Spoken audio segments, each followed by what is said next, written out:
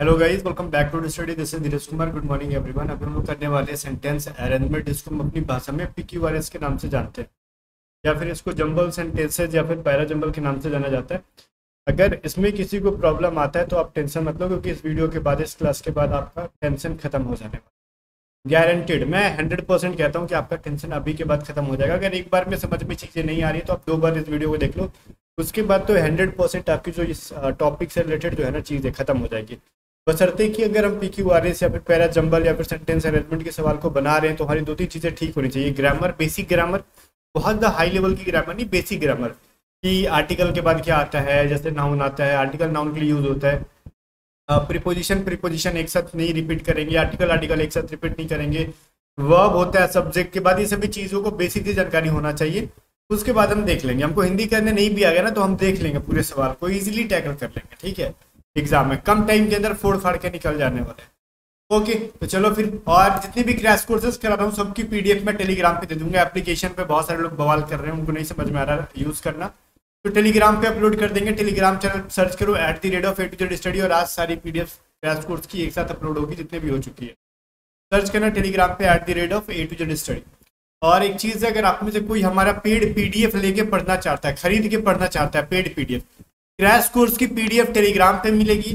Paid PDF आपको मिलेगी, आप व्हाट्सएप करके बाई करना पड़ेगा, पेमेंट करना पड़ेगा आपको। जो हमारी पेड पीडीएफ होंगी रीजनिंग की, हमारी करंट अफेयर और जीके की, और इंग्लिश वोकैबुलरी और ग्रामर प्रैक्टिस की, ये सारे पीडीएफ एग्जाम के लिए बहुत इंपॉर्टेंट है। मोर देन 90% चीजें पीडीएफ से या तो एज इट इज या फिर सेम पैटर्न पे देखने के लिए मिलेंगे, गारंटेड।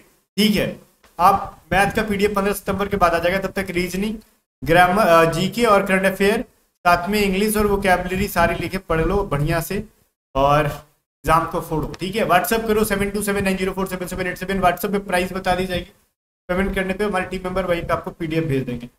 पहला सवाल है, पहले सवाल की तरफ चलते हैं। क्या कह रहा है हमारा पहला सवाल भाई? ये अपना यहाँ से ए से स्टार्ट है। 2 टाइप के सवाल होते हैं। पहला तो डायरेक्टली ABCD ऑप्शंस के अंदर मेंशन रहेंगे, या फिर PQRS लिखा रहेगा डायरेक्टली, उनको हम लोग पढ़ेंगे। कह रहा है they also were felt caps to cover their ears, they were trousers tucked into leather boats वगैरह वगैरह। This place was famous for its archer and horseman. ठीक है, कह रहा है in the 5th and 4th centuries BC, today's South Ukraine was known as Scythia। ठीक है, सभी चीज़ों को हम साइड में करते हैं। अगर हमको हिंदी करना ना आए तो क्या करें भाई? अगर आपको हिंदी करना नहीं आता तो फिर क्या कर सकते हैं? जब हिंदी करना नहीं आना तो कुछ कुछ चीज़ों का बेसिक, मैंने बोला ना, जानकारी होना चाहिए। जैसे अगर मैं बोलूँ दे ऑल्सो वर, ठीक है, मतलब वो क्या करते थे? पहना करते थे। कब करते हैं? जब चीज़ें पहले से जिक्र की गई। जैसे मैं देखो वो सब चीज़ों को छोड़ो, ऑल्सो आ गया यहाँ पे ना, तो अगर मैं आपको ये कहूँ ना कि मैं ना क्या कहता हूँ, मुझे ना मतलब रोटी खाना पसंद है, ऑल्सो चावल खाना पसंद है, मतलब ही के अर्थ में आता है। समझ में आ रहा है? इसका हिंदी आपको पता होना चाहिए। ऑल्सो का मतलब बेसिक सी चीज़ है, पूरा सेंटेंस की हिंदी से मतलब नहीं है। अगर हम ये चीज़ें ध्यान दें कि मुझे रोटी भी पसंद, मुझे रोटी पसंद है, चावल भी पसंद है, और जब मैं बोलूँ ना कि मुझे चावल भी पसंद है, तो इसका मतलब क्या हुआ? इसके पहले मैंने कुछ चीज़ें ऐसी कही हैं जो चीज़ें मुझे पसंद है। बात समझो मैं क्या बोल रहा हूँ। जब मैं बोलूँ ना कि मुझे ये भी पसंद है, ठीक है, या फिर मैं ये भी करता हूँ, इसका मतलब इससे पहले मैंने किसी चीज़ का जिक्र कर दिया है कि मैं पहले वो काम करता हूँ, तब मैं बोलूँगा ये भी मैं काम करता हूँ। तो ऑब्वियस चीज़ है कि ए से स्टार्ट नहीं हो सकता। क्यों? क्योंकि ऑल्सो का यूज इसलिए करते हैं क्योंकि जब पहले से किसी चीज़ का जिक्र है और उसी से रिलेटेड कुछ आगे भी बोलना चाहते हैं हम। क्लियर है? तो ये चीज़ें समझ में आ गई जो मैंने भी हिंदी करके जस्ट बताया आपको। तो दे ऑल्सो का यूज खत्म करो। अब वो दे वे है कौन? पहली बात तो दे का मतलब होता है वे, और वे है कौन? ठीक है, तो वे पता ही नहीं है कि कौन है, तो उनके बारे में हम जिक्र कैसे कर दे भैया? ओके ना, तो ये तो दे से स्टार्ट होना, ए एंड बी का कोई सवाल ही नहीं बनता। वो किसके बारे में जिक्र कर रहे हैं? एटलीस्ट वो तो हमारे पास पहले नाउन होगा, तब ना हम नाउन के बाद नाउन के लिए प्रोनाउन का यूज करेंगे। कहोगे हाँ मास्टर, ये बात तो सही बोल रहे हो आप। तो ए से और बी से स्टार्ट होने वाले सेंटेंसेस को लगा दो ताला कि तुम भैया हट जाओ। ठीक है, तुम्हारा हमारे सामने कोई इज्जत नहीं है, हम तुमको पसंद ही नहीं करते। एक एंड 3 को खत्म कर दो, बचा हमारे पास 2 एंड 4, 2 एंड 4। तो कह रहे अब यहाँ पे 2 में है सी से स्टार्ट और 4 में डी से स्टार्ट। अब सी कह रहा है दिस प्लेस, अब कह रहा है भैया this place was famous for its skilful archers and horseman. ठीक है, मतलब वहां के घुड़सवार और जो तीरंदाज है उनके लिए फेमस है। अब ये कौन सा प्लेस, कौन सी जगह, उस जगह का क्या पहले जिक्र है? देखो ये दिस प्लेस से स्टार्ट हो सकता है अगर किसी पहले मतलब किसी भी लाइन में किसी जगह का अगर जिक्र नहीं है तो डायरेक्टली हम दिस प्लेस से स्टार्ट करना कोई गलत नहीं है। लेकिन अगर किसी लाइन में किसी प्लेस का जिक्र कर रखा गया है तो उसके बाद ये दिस प्लेस आएगा। लेकिन डी में देखते हैं क्या है, in the 5th and 4th centuries BC today south Ukraine was known as Scythia. ठीक है, तो ये समझ में आ गया कि भाई सुनो यूक्रेन के बारे में बात की जा रही है, साउथ यूक्रेन की। अब उस प्लेस के बारे में बात करेंगे ना, जब साउथ यूक्रेन अपना नाउन आ गया तब ना ये दिस इस नाउन के लिए आगे जाके यूज हुआ है एज अ प्रोनाउन। ठीक है, तो बात समझ में आ गया, डिमोन्स्ट्रेटिव प्रोनाउन है वो। तो ये जो है साउथ यूक्रेन वाला पहले आ जाएगा, तो डी से स्टार्ट होगा। डी से स्टार्ट होने वाला ऑप्शन नंबर डी में ही है, 4 में ही है। तो इस तरीके से हमने सवाल को बनाया, हमने इसका हिंदी किया ही नहीं, हमने बेसिक वर्ड्स निकाले, बाकी प्लेसमेंट देखा, आर्टिकल का, नाउन का, ये सभी चीजों का करो। प्रोनाउन का आर्टिकल तो इसमें नहीं देखा, नाउन प्रोनाउन का प्लेसमेंट के बेसिस पे हमने इसको बना लिया। इजी सा सवाल था। अब इतना भी इजी नहीं है कि आपके एग्जाम में पूछे ना, ये आपके एग्जाम में आने लायक सवाल है, इस लेवल का ही आएगा, इससे बहुत ज्यादा डिफिकल्ट और इससे इजी नहीं आएगा। ठीक है ना, ये ऑलरेडी एसएससी में पूछा गया सवाल है, मैं वो लेके आया हूँ यहाँ पे, ऐसा नहीं खुद से बना दिया मैंने।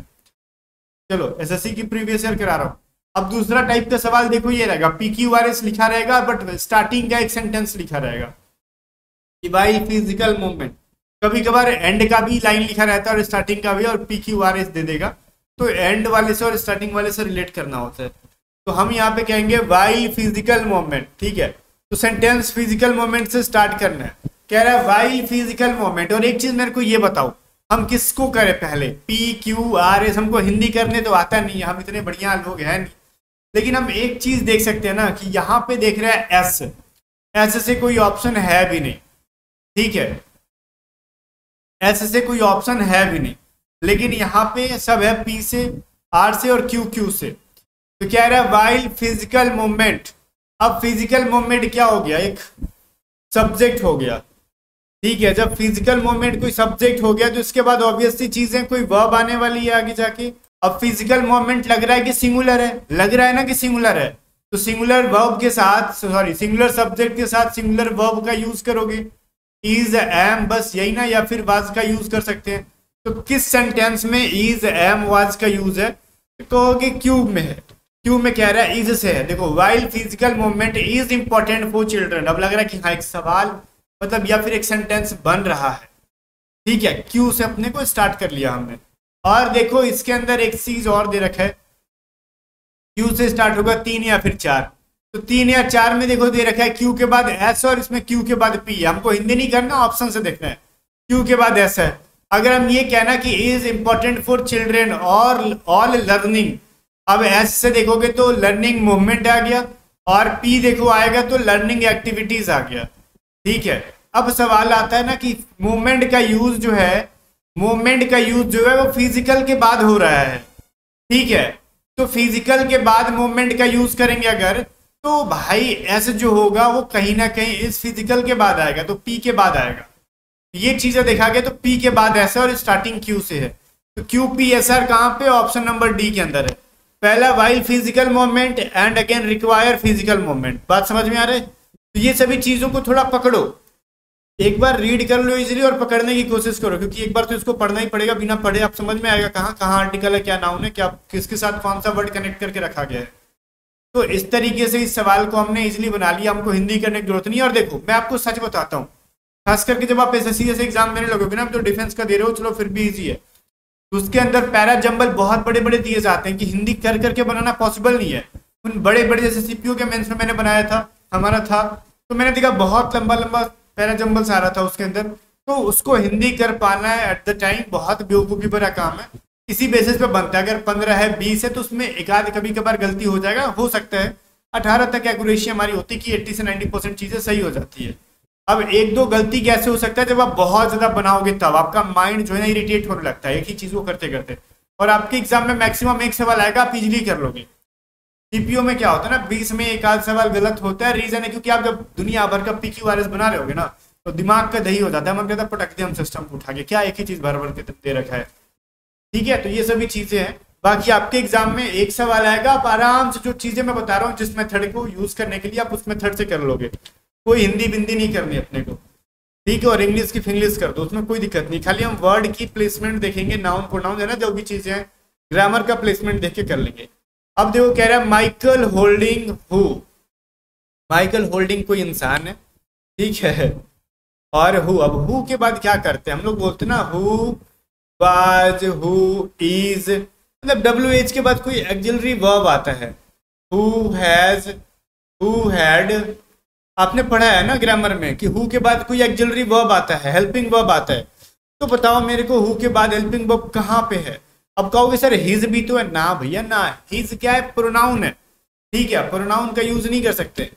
अब क्या करना आपको, वाज यहाँ पे है, Michael holding who was a member of the sky sport. अब क्या थे वो, माइकल होल्डिंग क्या थे, स्काई स्पोर्ट्स के मेंबर थे।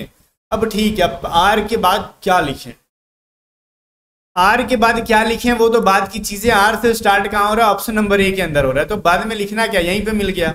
आर के बाद क्यों लिखना है, was a member of the sky sport commentary panel for the more than, मतलब वो जो स्काई स्पोर्ट के कमेंट्री पैनल के मेंबर थे फॉर मोर देन 20 ईयर्स, जो कि देखो पी में है 20 साल से ज्यादा, has finally drawn curtains on his stand behind the microphone.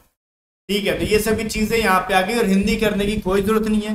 जो प्लेसमेंट है और जो एग्जाम का सवाल आएगा कोई मतलब दूसरी प्लेनेट से नहीं आता, यही टाइप का आता है, तो इजीली आप कर लोगे, इसी तरीके से फॉलो करते रहना। अब जो अगला सवाल मैं दे रहा हूँ उसको मेरे बताने से पहले, इसका आंसर ये था, इसको जो है मेरे बताने से पहले आप बनाओ, वीडियो को रोक के आप खुद से ट्राई करो, फिर मैं बताऊंगा, मैच करा लेना, क्या हमने जो बताया, क्या आपने जो पढ़ा, क्या चीजें मैच कर रही हैं। हो सकता है आपने तुक्का मार दिया हो सकता है जो तुक्का आपने मारा, तुक्का मारने में कहाँ गलती की, गलत हो सही भी कर दिया, तो क्या आपने जो तुक्का मारा वो सही तरीके से तुक्का मारा। बहुत सारी चीजों को मैच करा लिया करो, ऐसा नहीं कि सही हो गया तो आगे बढ़ जाते वो नहीं। कह रहा है main source of water for Wular lake is river Jhelum, ठीक है। फिर कह रहा है Wular lake is also said to be a remnant of Satir Lake that existed in ancient times. This lake also has a small island in its center called the Jaina land. फिर कह रहा है this land was constructed by King Jainal Abidin, ठीक है। ये जो this, देखो एक चीज मैं कह रहा हूँ, this island was constructed, this lake also has a small island। फिर ठीक है, चलो अब ये this lake, कौन लेक, कौन आइसलैंड, हमको नहीं पता, क्या पूरे सेंटेंस में किसी लेक का, किसी आइसलैंड का जिक्र है, कहोगे देखते हैं जनाब।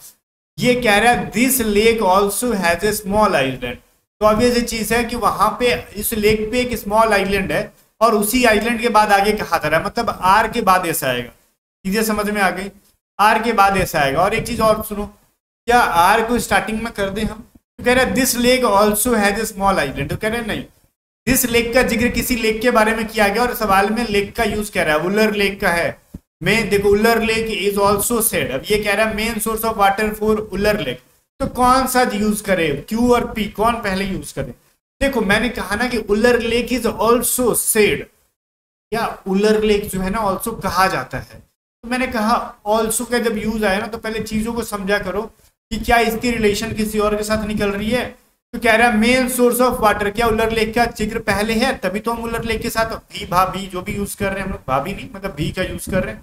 तो कह रहा है main source of main source of water for Wular lake is river Jhelum, मतलब जो मेन सोर्स है उलर लेक का वो क्या है, वो झेलम रिवर है।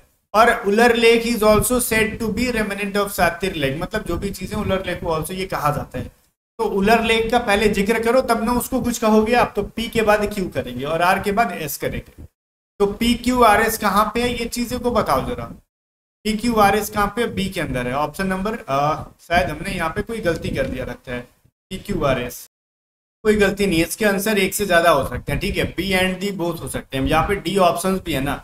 ये क्या कह रहा है, पी आर एस क्यू लिखा हुआ, पी आर एस क्यू को भी अगर हम देख लेते हैं अगर क्रम में लाके, तो क्या बनता है, कह रहा main source of water for Wular lake is river Jhelum, ठीक है, पी से स्टार्ट हुआ जो उसका झेलम है, सही है। फिर कह रहा है पहले नहीं क्यू को नहीं स्टार्ट करो, आप आर को कहो। करे this lake is also has a small island in its centre called the जैना लेक। ठीक है, तो मतलब उसका जो है सेंटर उसको जैना लेक कहा जाता है, ये लेक का जिक्र किया। फिर कह रहा है दिस आइसलैंड, अब इस आइसलैंड के बाद आर के बाद हमने इसका यूज किया। उसके बाद कह रहे ना कि आप वुलर लेक को जिक्र करो। देखो अगर ये चीजों को हम डायरेक्टली लिख दे PQRS कोई गलती नहीं। अब कह रहे हैं जो तरीके मैंने बताई कि वुलर लेक जो है उसका मेन सोर्स है झेलम है और इसको और किसी नाम से जाना जाता है, हमने पहले जिक्र कर लिया। फिर हम कह रहे हैं इस लेक पे एक स्मॉल आइलैंड है और उस आइलैंड को ना हम लोग बनाया गया था वो इस इंसान के द्वारा, तो इस तरीके से हमने बोल दिया सही है। तो कह रहा सवाल आता है कि चलो ठीक है, अगर हमने ये पहले वुलर लेक का जिक्र कर दिया, फिर लेक के ऊपर क्या है वो बोल दिया, फिर उस लेक पे एक आइसलैंड है, आइसलैंड को किसने बताया वो बोल दिया, और उसके बाद बता दिया मैंने कि उस लेक को क्या कहा जाता है। तो इस बेसिस पे बी एंड डी दोनों आंसर हो सकते हैं, बोथ।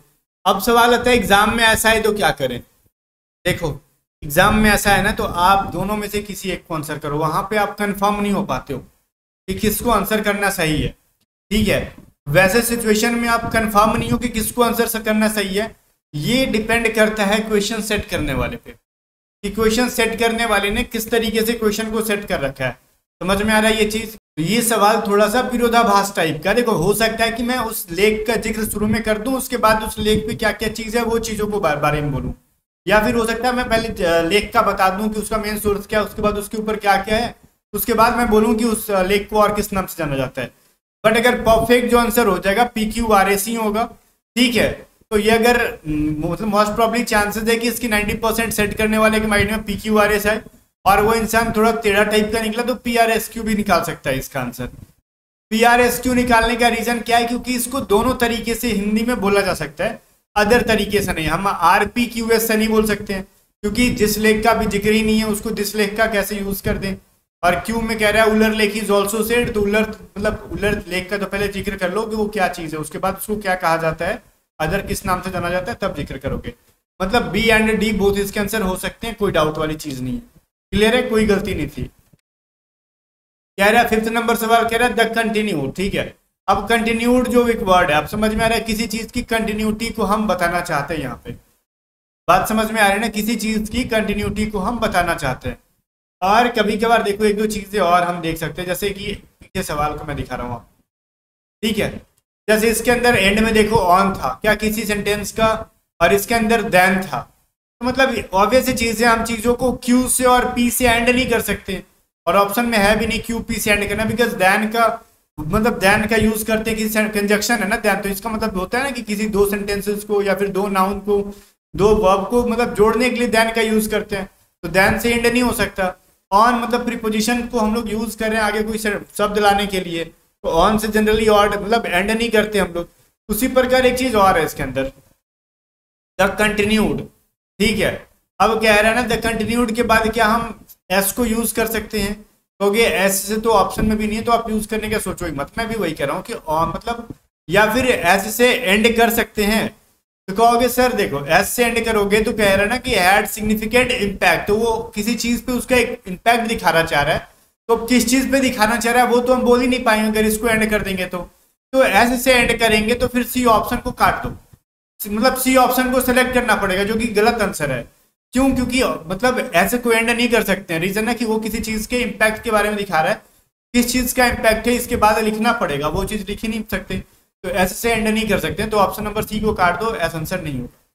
ठीक है, अब कह रहे हैं द कंटिन्यूड, तो क्या पी से स्टार्ट करते द ग्रोइंग। अब मैं बोलूं देखो देखो इस तरीके से, the Ram the boys are, मैं ऐसे बोलूं तो ये क्या भद्दा सेंटेंस हुआ। आर्टिकल नाउन और फिर सेंटेंस में डायरेक्टली आर्टिकल नाउन आ सकता है क्या? क्योंकि ये कोई सेंटेंस होता ही नहीं है। आर्टिकल का प्लेसमेंट कभी आपने देखा है? बिना किसी कंजक्शंस के बीच में लाए दो नाउन को, दो वर्ब को, दो सेंटेंसेस को जोड़ा जा सकता है? नहीं। तो द कंटिन्यूड और द ग्रोइंग का यूज तो कंटिन्यू नहीं कर सकते, एक साथ नहीं कर सकते, तो पी से यूज नहीं होगा, पी से भी हटा दो, बच्चा क्यू और आर। ठीक है, जो कह रहे ना द कंटिन्यूड, अब देखो ए और सी तो आपके होने से रहे, ये तो नहीं हो सकते, तो कह रहे द कंटिन्यूड। अब क्यू से करेंगे तो क्या होगा? Dominance of the athletic trend, मतलब ठीक है, इसका मतलब होता है कैजुअल चीजें पहनने की आदत, कपड़े। तो जो लगातार डोमिनेंस है इसका बहुत बड़ा प्रभाव है कि कैजुअल कपड़े लोग पहन रहे हैं, ये जो ट्रेंड है, ठीक है। अगर क्यू से कर रहे हैं तब क्या होगा, तो कह रहे हैं क्यू के बाद आर करो, along with pursuit of comfort, ठीक है। मतलब उसके साथ साथ जो मतलब आरामदायक चीजों का ये जो परस्यूट है उसके बारे में कहा जा रहा है, ठीक है ना। और फिर क्या जा रहा है कि कंफर्ट, तो आर के बाद क्या कह रहा है इसके अंदर, एस कर दो, has had a significant impact on. अब इम्पैक्ट ऑन किस चीज पे इम्पैक्ट पड़ रहा है वो उसका, the growing sales of sneaker, मतलब उसका इम्पैक्ट जो है ग्रोइंग सेल्स ऑफ स्नीकर, जो स्नीकर्स बेचे जा रहे हैं उसके लगातार ग्रोइंग हो रहा है, इस पे इसका इम्पैक्ट है, मतलब ज्यादातर वो बेचा जा रहा है, उसका सेलिंग बढ़ रहा है कहने का मतलब। तो ऑब्वियसली समझ में आ रहा है, जो हम एस के बाद यूज कर सकते हैं ना, has had a significant impact on, तो किस चीज पे इम्पैक्ट पड़ रहा है उसका, ग्रोइंग सेल्स ऑफ स्नीकर, मतलब स्नीकर को बेचने की जो सेल्स है उस पर इम्पैक्ट डाल रहा है। तो एस के बाद पी आएगा, ये चीजें तो समझ में आ गया। तो एस के बाद पी कहाँ पे है, तो ऑप्शन नंबर डी के अंदर है, तो डी इसका 100% सही आंसर हो। दो चीजों को एलिमिनेट कर लो और फिर आगे आंसर ढूंढ लो, आपका आंसर आ जाएगा, ठीक है ना। चलो, इसमें मुझे उम्मीद है किसी को डाउट नहीं होगा, थोड़ा सा पीछे करके एक बार फिर से देख लो, चीजें समझ में आएंगी। थोड़ी सी टेढ़ी मेढ़ी चीजें हो गई थी इसके अंदर, बट आपको समझ में आ जाएगी, पीछे करके एक बार देख लोगे इसको, ठीक है। चलो, कह रहा है द स्पेक्टिकुलर, ठीक है ना, मतलब इसका क्या होता है, स्पेक्टिकुलर का मतलब क्या होता है, सबसे पहले तो वो चीज मतलब होता है शानदार या फिर भव्य, ठीक है। तो स्पेक्टिकुलर है वो क्या हो सकता है, इंडियन इकोनॉमी, मतलब इंडिया इकोनॉमी के बारे में कह रहा है, या फिर चाइनीज इकोनॉमिक ग्रोथ, दो चीजें अगर पूरा पढ़ेंगे। Indian economy were largely based on coal, expansion of electrification of the last of 20 years and the considerable Chinese economic growth of, ये बड़ा ना मेरे को हिसाब से इसको पढ़ने की जरूरत ही नहीं है, इसलिए बन जाएगा। पहली बात देखो, एक चीजें समझो, यहाँ पे सवाल को स्टार्ट किया गया क्यू एस पी एस से, तो क्या हम सवाल की स्टार्टिंग क्यू से कर सकते हैं, पर्टिकुलर के बाद कर सकते हैं क्यू मतलब एक्सपेंशन, चलो मान लेते हैं कि हो सकता है, मान लेते हैं। तो क्यू के बाद कह रहा है आर करो, तो क्यू के एंड हो रहा है द और आर का स्टार्टिंग हो रहा है द, तो ये क्या सवाल हुआ, इलेक्ट्रिफिकेशन ऑफ द लास्ट, मतलब द और फिर द, ये कभी सेंटेंस में आपने सुना है नहीं, तो ए नंबर तो ऐसे ही काट दिया हमने। तो फिर बी से अगर हम देखेंगे एस के बाद क्यू, तो ये कह रहा है ना कि देखो particular Chinese economic growth of, अब expansion of electrification of the, फिर कह रहा है आर करो, तो क्यू के बाद इसमें भी देखो आर है, तो ये भी नहीं होगा, क्यू के बाद आर डायरेक्टली जहां जाए उनको काट दो, तो ए और बी नहीं होंगे, क्योंकि क्यू का एंड द से हो रहा है और आर का स्टार्टिंग द से हो रहा है। और किसी भी सेंटेंस में आर्टिकल का रेपिटेशन नहीं होता, द ए एन एन, ऐसा आपने सुना है कभी, नहीं सुना है जिंदगी में, कभी सुनोगे भी नहीं, तो इसका तो यूज ही गलत है। अब देखो इसका एंड जो है ना एस से है, एस में मतलब ग्रोथ ऑफ, किस चीज का ग्रोथ है आगे उसका जिक्र नहीं हो जाएगा, यहीं से एंड हो जाएगा, तो एस से तो एंड नहीं कर सकता, दैट इज क्लियर भाई, ठीक है। एस से इंडिया मतलब वो चीजें एंड नहीं कर सकते हम लोग, इसके पीछे का रीजन क्या है, क्योंकि ग्रोथ ऑफ, अब जैसे किसी चीज का ग्रोथ दिखाना चाह रहा है, वो किस चीज का ग्रोथ दिखा रहा है वो उसका यहाँ पे लिखना जरूरी है, ठीक है। तो ये ऐसा से नहीं होगा, मैंने पहले ही बोला, वो प्रीपोजिशन के बाद कोई जिक्र करना है उसका जिक्र ही नहीं हो पाएगा।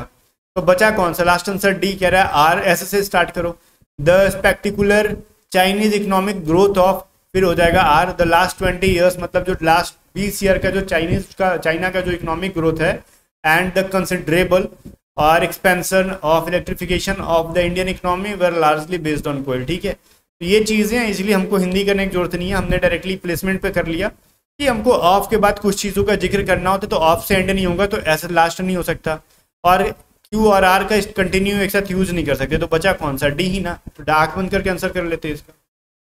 7 नंबर देखो, कह रहा है Shalini was scrolling down the phone screen while waiting for her friend, कह रहा है her friend brought a buckwheat for Shalini from the market place, कह रहा when her friend arrived they went to the market place, and कह रहा the market place was throwing, कह रहा ना थ्रोंगिंग, अच्छा विद पीपल, थ्रोंगिंग का मतलब होता है मतलब भीड़ भाड़ से भरा हुआ या फिर भरा हुआ भीड़ भाड़, तो मार्केट प्लेस जो था वो भीड़ भाड़ था। अब ये सवाल सुनो, कह रहा शालिनी वाज स्क्रॉलिंग, ठीक है। बी से स्टार्ट करने के लिए 3 और 4 है, एक में बी से और डी से है 2 में, ठीक है।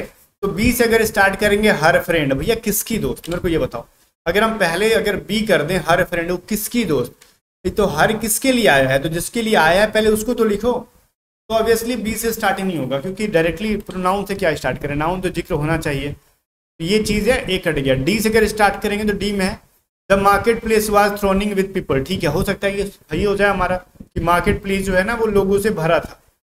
लेकिन एक चीज बताओ, Shalini was scrolling down the phone, D के बाद ये कह रहा है phone screen while waiting for her friend, मतलब वो जो अपनी दोस्त का वेट कर रही थी और फोन का जो स्क्रॉल कर रही थी, मतलब नहीं शॉर्ट्स देखते हो तो स्क्रॉल करते जाओ, वैसा कर रही थी। फिर कह रहा है हर फ्रेंड, इसके बाद ए के बाद सी, बी के बाद सी यूज करने के लिए कह रहा है, ये इसमें थे ना, हम किसमें थे, अच्छा इसके बाद ए के बाद सी यूज करो, ठीक है। अब कह रहा है कि स्क्रॉल कर रही थी, when her friend arrived they went to the market place, जब उसकी दोस्त आई तो वो कहाँ गए, मार्केट प्लेस पे गए, ठीक है। तो कह रहा है अब एक चीज मेरे को बताओ, अगर हम ए के बाद सी यूज कर रहे हैं कि वो स्क्रॉल कर रही थी और जैसे ही उसकी दोस्त मार्केट प्लेस पे गई, तो मार्केट प्लेस पे गई ये चीज तो ठीक है, लेकिन बिना मार्केट गए मार्केट में कैसे भीड़ है इसका जिक्र कैसे कर दिया। तो ऑब्वियस है कि जब हम मार्केट जाएंगे तब ना भीड़ भाड़ का जिक्र करेंगे, तो मार्केट जब गए ही नहीं है तो हम भीड़ भाड़ का जिक्र ऑप्शन नंबर डी से तो स्टार्ट ही नहीं कर सकते। तो डी भी कट गया, ये भी कट गया, ये तो समझ में आ गया कि इन दोनों में से कुछ भी होने वाला नहीं है। तो ये भी चीज़ हमने कट कर ली कि दो भी नहीं होगा, बचा कौन सा, ए और दिमाग। देखो लतखोर लोग हैं हम लोग, ऐसे ही हम लोग ना खुद से प्रिडिक्ट करेंगे ये भी नहीं होगा ये भी नहीं होगा, ईजी हो गया, हमारे पास दो चीज़ें बच गई, ए के बाद बी करो। तो कह रहा है Shalini was scrolling down the phone screen while waiting for her friend, और फिर कह रहा है her friend brought a buckwheat for Shalini from the market place. Shalini जब वेट कर रही थी और उसका दोस्त जो है मार्केट से लेके आ गई एक फूल का गुलदस्ता, तो भैया लेके कब आएगी, जब मार्केट जाएगी तब ना। तो ए के बाद बी का यूज नहीं करेंगे, बिकॉज इसमें साफ साफ लिखा है when her friend arrived they went to market place, जब उसकी दोस्त आई तो दोनों मार्केट गए, जब मार्केट जाएंगे तब ना मार्केट से कुछ खरीदेंगे, बिना मार्केट गई ले कहाँ से खरीद देंगे। तो ए के बाद बी का यूज भी गलत है, तो बचा कौन सा, सी। तो मार्केट का क्या है, शालिनी मतलब वो कर रही थी, स्क्रॉल कर रही थी, फिर वो उसके दोस्त आई मार्केट गई, वहां से मतलब वो पता चला कि मार्केट बड़ी भीड़ भाड़ है, तो मार्केट से उसकी दोस्त ने जो खरीदना था खरीद लिया। तो बच्चों ऑप्शन नंबर 4 इसका सही आंसर है, ठीक है। अगला सवाल देखो, जो भी कह रहा आप इसको आराम से वीडियो को रोको और वीडियो को रोक के आप एक बार खुद से ट्राई करो पहले। चलो कह रहा है 2007 एंड 2009 स्टडी, मतलब एक 2007 और 2008 में एक ऐसी स्टडी की गई थी उसके बारे में जिक्र की जा रही है। वो जो स्टडी है वो ऑब्वियसली चीज़ें 2007-9 में जब की गई तो वो बहुत पास्ट के बारे में की जा रही है। अब स्टडी, ठीक है, स्टडी क्या है, एक नाउन है, ठीक है। चलो नाउन नहीं समझ में आ रहा है, अब कह रहे हैं कि ए का यूज है तो ऑब्वियसली चीज़ें नाउन के लिए यूज होता है। आर्टिकल 2007-9 की स्टडी, तो नाउन के बाद कोई वर्ब आएगा, नाउन के बाद डायरेक्टली प्रीपोजिशन यूज तो करोगे नहीं आप, इतने भी हम बदमाश तो है नहीं। तो नाउन के बाद वर्ब क्या होता है, या तो आप इज एम आर का यूज कर लो या फिर डायरेक्टली V1 का V2 का यूज कर लो, पास्ट इंडिफिनिट पे जा रहे तो ऑब्वियसली चीजें पी से स्टार्ट होगा, क्योंकि ये नाउन के बाद आगे पास्ट की चीजें, तो पास्ट इंडिफिनिट में हम डायरेक्टली वर्ब का सेकंड फॉर्म लिखते हैं जो कि एक्सप्लोर्ड है। तो पी से स्टार्ट होने वाला देखो 2 भी है, पी से स्टार्ट होने वाला 4 भी है। ये 2007 से 2009 study, sorry 2007-2009 study explore forwarding thinking techniques, ठीक है। उसने क्या किया, इसी टेक्निक्स के बारे में बता रहे हैं वो कि उसने क्या किया, उसका एक्सप्लोर किया। अब देखो एक चीज है यहाँ पे, अब इसका यूज, इसका एंड क्यू से है और इसका एंड कहाँ से है, एस से है, ठीक है। अब दोनों में से क्या हो सकता है, अब क्यू वाला एंड होगा कि एस वाला, तो कह रहे ना कि चलो ठीक है ऑन बोर्ड डिप, और ये कह रहा है लो कॉस्ट ऑप्शंस। तो भाई हो सकता है मुझे कुछ ऐसा समझ में नहीं आ रहा ना कि दोनों में से एंड किसको करे, बिकॉज दोनों के दोनों लग रहे हैं, क्योंकि ना तो एंड में प्रीपोजिशन है ना तो कंजक्शन है, सब लग रहे हैं कि एंड हो सकते हैं यहाँ से। तो हम अगले वाले लेटर से देखेंगे, इसके अंदर एस के बाद क्या है, पी है, सॉरी इसके अंदर पी के बाद क्या है, एस है। तो एस का अगर यूज कर देते हैं हम लोग कि पी के बाद एस, तो ठीक है। टेक्निक्स जो है ना, particular looking into low cost options. Options क्या है भाई, लो कॉस्ट ऑप्शंस, मतलब प्लूरल लग रहा है यहाँ पे। तो प्लूरल के बाद यहाँ पे कह रहा है आर का यूज करो, space probes for accurate navigation इन, ठीक है। तो अब मेरे को एक बात बताओ, यहाँ पे जो चीजें हैं जैसे कि प्रोब, तो प्रोब का मतलब क्या होता है ना, जो चीजें रहस्यमयी हैं उनके बारे में उजागर करना या फिर उसके बारे में पूछना जानना। तो इसका V5 बनाया हुआ है, एस लगा दिया गया है। तो प्लूरल के साथ कभी भी एस लग सकता है, ऑप्शंस के साथ कभी भी V5 लग सकता है। क्या लाइफ में कभी सुना आपने सिंगुलर नाउन के साथ, सॉरी प्लूरल नाउन के साथ सिंगुलर वर्ब का यूज? नहीं। तो ऑब्वियस चीजें एस के बाद आर नहीं हो सकता। तो स्पेस प्रोब जो होगा ना उसके पहले वो चीजें होनी चाहिए सिंगुलर, ठीक है। तो ऑब्वियस चीजें हमारा एस के बाद आर नहीं हो सकता, तो क्यू होगा, बचा वही ना हमारे पास, पी के बाद Q, P Q R S हो जाएगा। Explore forwarding thinking techniques to synchronise time on board slip, ठीक है। Space probes for accurate, space जो है ना probes for accurate navigation in particular looking into low cost options. तो हमारे पास last में बचा ही वही, जब हमने 2 काट ही दिया, 1 और 3 पहले ही काट रखा था हमने, तो बचा 4, तो 4 को आंसर करके देखते हैं। 4 सही है अपना। 9 नंबर सवाल देखो, कह रहा है the nano structures on the, अब नैनो स्ट्रक्चर्स के बारे में कहा जा रहा है, तो कहा जा रहा है कहने दो। अब हम लोग ना ऑप्शन देखते हैं क्या कह रहा है। तो कह रहा है क्यू क्यू आर एस से स्टार्ट कर रहे हैं, पी से नहीं स्टार्ट कर सकते, ठीक है, पी से हम स्टार्ट भी नहीं करेंगे। तो क्यू क्यू और आर से स्टार्ट कर सकते हैं। तो अभी क्या रहना, दो जो नैनो स्ट्रक्चर्स हैं ऑन द, किस चीज पे, ऑन द, अब वो किसी चीज पे वो है ना ऑन द, तो वहां के बाद अगर हम डायरेक्टली आर से स्टार्ट कर दें कि पी से तो नहीं कर सकते, on the offers, on the offers या फिर ऑन द ऑफर्स जब लिख रखा है ये, तो इसका मतलब है ये V5 के तौर पे यूज कर रखा है इसको है। या फिर मैं ये बोलूँ ऑन द डैट आर, तो द प्लस डैट का यूज देखा आपने कभी भी, आर्टिकल डायरेक्टली कंजक्शन, तो आर्टिकल का यूज किसके लिए आता है, किसी नाउन के लिए आता है, ठीक है। तो आर्टिकल का यूज किसके लिए होता है, नाउन के लिए। तो द के बाद कुछ नाउन कहाँ पे है, विथ कोई नाउन नहीं है, सरफेस एक नाउन है, सतह, फर्श, ऑफर्स कोई नाउन नहीं है, डैट कोई नाउन नहीं है, तो द के बाद क्या आएगा, सरफेस आएगा। तो nano structures on the surface made of nickel selenide, वो जो है ना सरफेस जो है किस चीज का बना, निकेल और सेलेनाइड का। तो क्यू के से स्टार्ट होगा, तो ऑप्शन 1 या फिर 2 में से कोई स्टार्ट हो सकता है। तो क्यू के बाद पी करें कि आर करें, तो अगर हम क्यू के बाद आर करते हैं तो selenide offers the high performance and stability, ठीक है लग रहा है, लेकिन पी करके भी एक बार देख लेते हैं। तो कह रहा है made of nickel selenide with added और dropped iron and phosphor, phosphor, ठीक है, फॉस्फोरस को यहाँ पे फॉस्फोर लिख रखा होगा, आयरन और फॉस्फोरस का यूज करके वो जो बना रखा है उसको। तो जब हम चीज कह रहे हैं कि निकेल सेलेनाइड से बना है, तो उसमें क्या क्या चीजें मिली हैं, उन चीजों का पहले जिक्र करेंगे ना, तो बाद में वो चीजें कैसी हैं कैसी नहीं है, पहले जो उनका स्ट्रक्चर है, किन चीज का उसके अंदर एलिमेंट्स क्या क्या यूज हुआ, उन चीजों का यूज करेंगे। तो वो सेलेनाइड के बाद, निकेल के बाद क्या क्या चीजों को ऐड कर रखा उनका जिक्र करो, क्यू के बाद मतलब पी का यूज करो। इसके अकॉर्डिंग ऑप्शन नंबर ए इसका सही है, ठीक है ना, ऑप्शन नंबर ए जो है बिल्कुल भी इसका सही आंसर है। अगर कुछ और कर दोगे तो गलत हो जाएगा। 10 और एंड सवाल देखो क्या कह रहा है, लास्ट सवाल है आपके लिए आज का। कह रहा है ना जॉब सीकर्स आर नॉट, ठीक है, जॉब सीकर्स जो है वो नहीं है, डायरेक्ट क्लियर है क्या। अब देखो ऑफ और ऑफ का यूज तो नहीं करेंगे, ठीक है, एंड में मतलब क्यों नहीं हो सकता, एंड में आर नहीं हो सकता, तो एंड में क्यों नहीं होगा और एंड में आर नहीं होगा, दोनों में आर आ रहा है, तो बचा कौन सा, 3 हो गया। आप सवाल पढ़ने की जरूरत नहीं है, मार दो सीधे सीधे आंसर। ऐसे सवाल आ जाते हैं ना तो मजा आता है, हम लोग फटाक से निकाल सकते हैं, हम सीधे बोल सकते हैं यहाँ पे ऑफ से, यहाँ पे ऑफ से, तो भैया कभी एंड नहीं करेगा, मतलब क्यू और आर जिसके एंड में है उनको छोड़ दो आप। तो आर इसके भी एंड में है, आर इसके भी एंड में और क्यू इसके एंड में, तो होगा ही नहीं, बचा 3 नंबर, इसमें आगे पढ़ने की जरूरत नहीं है, ऑप्शन नंबर 3 को आंसर करके निकल लो। बाकी जाने से पहले फिर से कह दूं, सारी पीडीएफ बाई करने के लिए व्हाट्सएप करो और हमारी पीडीएफ पढ़ो। इंग्लिश के प्रैक्टिस वाले हमने एकदम तगड़ा बना रखा है, XY दोनों काम आएगा। कॉमन रीडर प्रैक्टिस है, फिल इन द ब्लैंक्स है, वॉइस नरेशन, PQ वाले मतलब पैसेज वगैरह सब कुछ का प्रैक्टिस, और एक अलग से पीडीएफ की मतलब पीडीएफ है, वोकैबुलरी की पीडीएफ है, जो आप सबके एग्जाम के लिए बहुत मदद आएगी। देखो इंग्लिश की जो चीज़ है ना, इंग्लिश अभी तक का सबसे बेहतरीन परफॉर्म कर रहा है हमारा, मतलब कहने का मतलब खुद से हमको जो सेटिस्फेक्शन मिली, इस बार 2 पीडीएफ इंग्लिश का बनाया। रीजनिंग भी अपने आप में कुछ कम नहीं है, मतलब सारे पीडीएफ को इस बार ना थोड़ा सा अलग लेवल पे हमने बनाने के लिए ताकि कोशिश की, ताकि एग्जाम में इस बार बच्चे अच्छा से अच्छा परफॉर्म कर पाए।